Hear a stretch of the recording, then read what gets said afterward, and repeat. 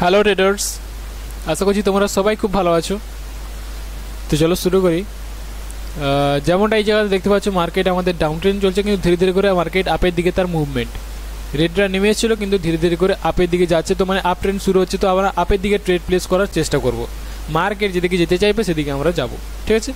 তার সাথে সাথে আমরা একটা জায়গাতে ট্রেড প্লেস করব না। সেটা কোথায়? যে কোনো লেভেলে হুট করে যদি মার্কেট গিয়ে টাচ করে, তো আমরা ট্রেড প্লেস করব না সেই লেভেলে।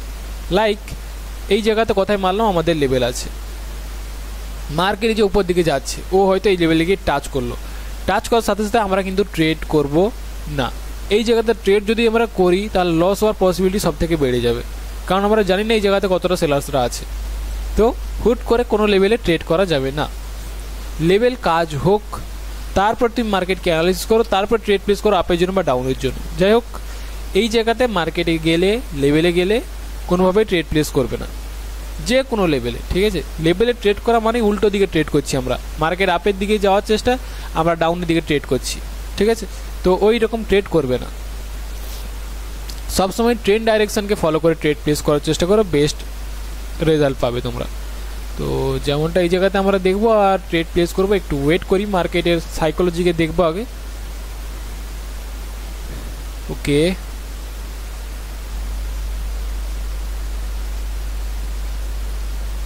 ঠিক আছে। মার্কেট কীভাবে কি রিজেকশন দেয় দেখবো, তারপর ট্রেড প্লেস। ওকে, ঠিক আছে, নো প্রবলেম।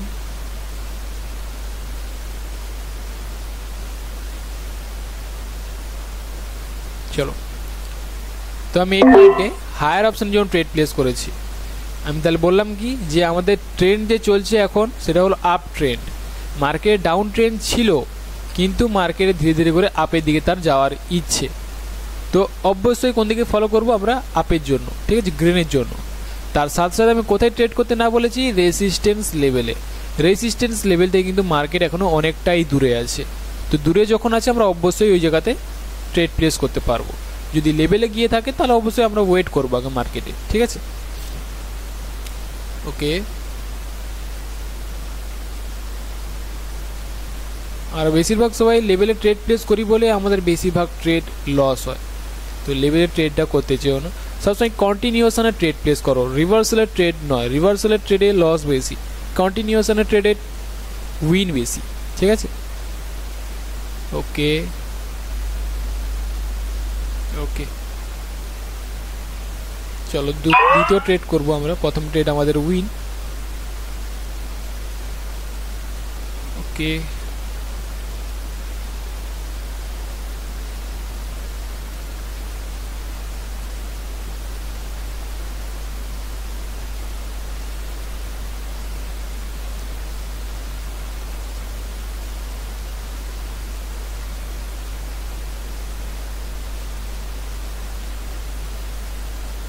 ঠিক আছে। মার্কেটের সেলার্সরা খুবই স্ট্রংভাবে এন্টার করছে রেজিস্ট্যান্স লেভেল থেকে,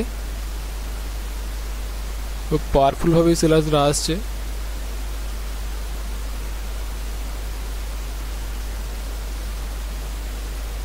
ওকে, বিগ ক্যান্ডেল স্টিক,